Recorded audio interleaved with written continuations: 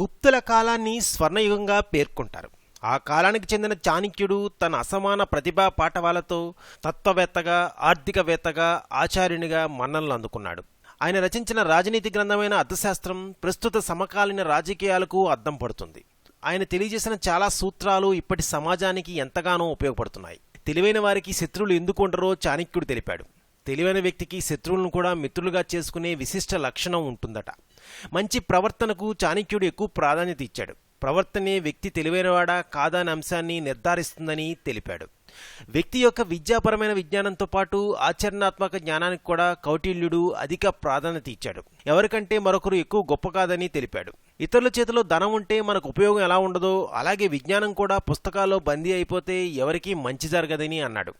తెలివైనవాడు తన తోటివారికి తగిన గౌరవం ఇస్తాడు. జ్ఞానం ఉన్నదాని వల్ల ఎవరికీ ఎలాంటి ఉపయోగం లేకపోతే అతడి తెలివైన వ్యక్తి కాదట. ప్రపంచంలో తెలివైన వ్యక్తులకు శత్రువులు ఉన్నారా? ఒకసారి ఊహించుకోండి.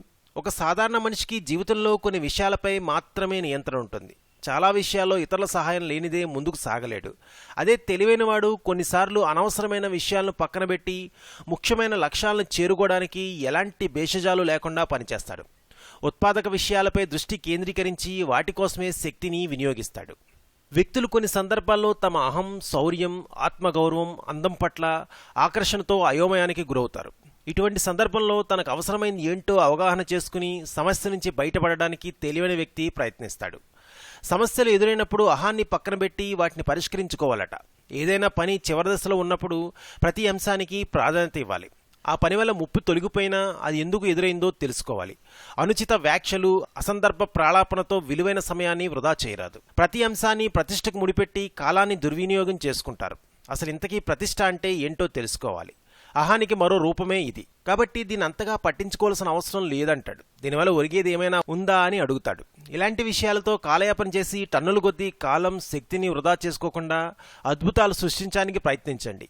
తెలివైన వ్యక్తి పెద్ద లక్ష్యాలు ఏర్పరచుకుంటాడు. వాటిపైనే మనసును కేంద్రీకరించి పక్కన జరిగే అనవసరమైన విషయాల గురించి పట్టించుకోడు అని కౌటిల్యుడు చెప్పుకొచ్చాడు.